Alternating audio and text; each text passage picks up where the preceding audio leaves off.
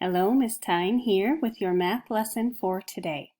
Now, yesterday we started a 4-day activity of writing survey questions, giving surveys, and graphing surveys.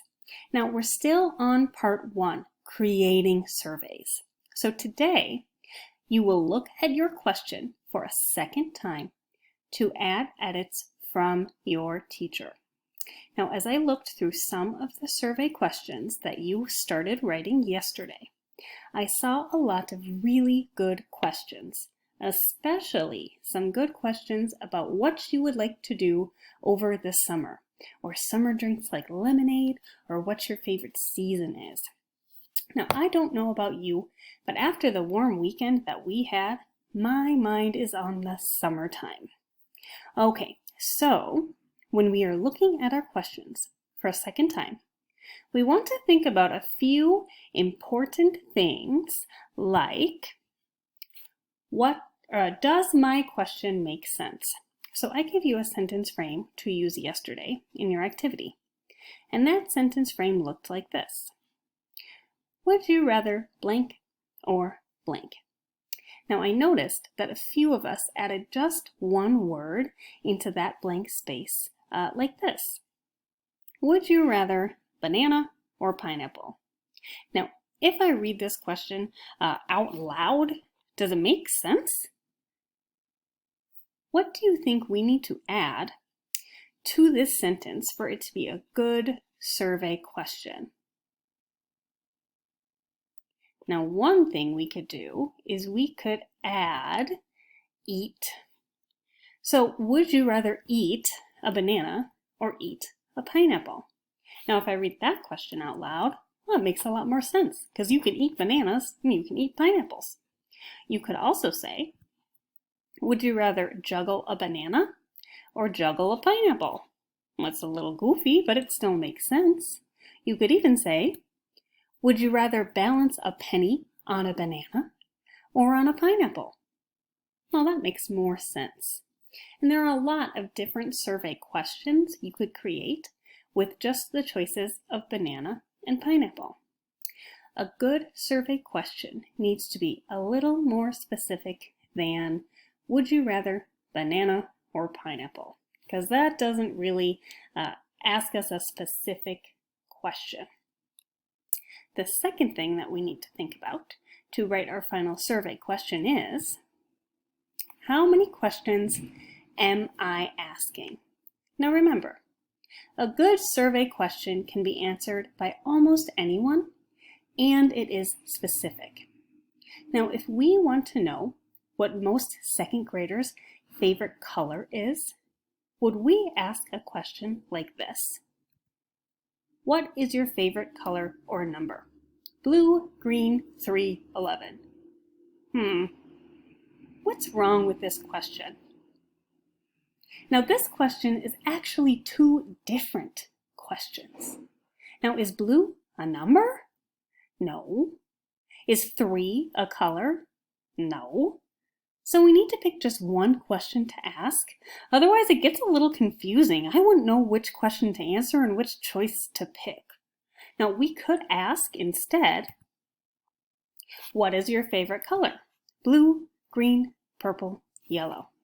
So instead of saying, what is your favorite color or number, we just pick one.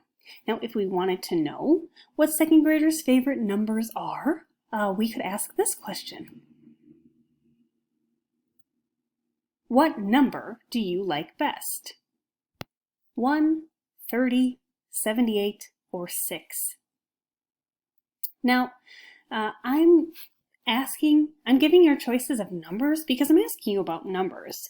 I need to make sure that the options that I give fit the question. So all of the choices should be numbers in this question. You know what? That one's so important to remember that I'm even gonna add it to our list of important things to think about.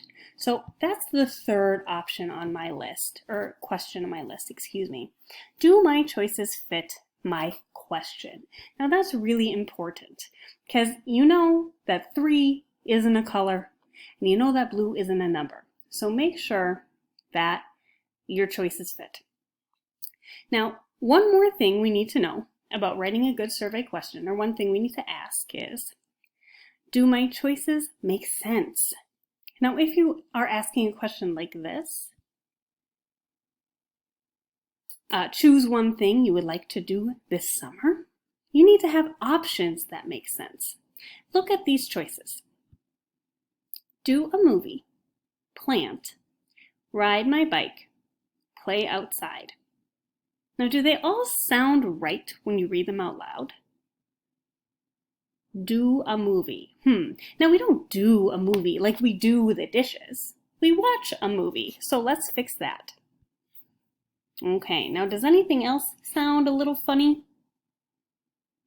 Let's look at this word plant. Now we have to be a little more specific. We could say plant a garden. That could be an option. Or we could say plant flowers. That could be an option too. So you need to be a little more specific with your choices too. They need to make sense. They need to fit and make sense. It's very important. Now the last thing we need to think about is, did I end my question with a question mark? Now remember, if your sentence is asking a question, you need to end it with a question mark. If your sentence is a statement and you have choices at the end, you need to end your sentence with a period. Now, you could have your survey question be a statement. You could say, choose your favorite movie, Moana, Frozen, the Lego Movie, Up. You could choose any of those. Or you could ask the same question in a different way, like this. What is your favorite movie? Moana, Frozen, the Lego Movie, Up. Now your choices stay the same. The way you're asking the question changes. When you have a statement, choose your favorite movie, you're telling someone what to do. So it's a period at the end. When you have a question, what is your favorite movie? You're asking someone something, so you need a question mark at the end. Now we are ready to write our final survey questions, so we can start answering them tomorrow. So we need to make sure that we think about all the questions on this list before we're ready. So number 1, does my question make sense? Is it a good survey question? Number 2, how many questions am I asking? How many choices am I going to give? Are they all going to make sense? Make sure you're only asking one question. Number 3, do my choices fit my question? And number 4, do my choices make sense? When you read them out loud, do they sound like they make sense to you? And number 5, did I end my question with a question mark? These are important things to remember. So let's go ahead and look into Seesaw to see what our template will look like for these final questions. So you're going to be writing in a note today. So you'll write your final survey questions here.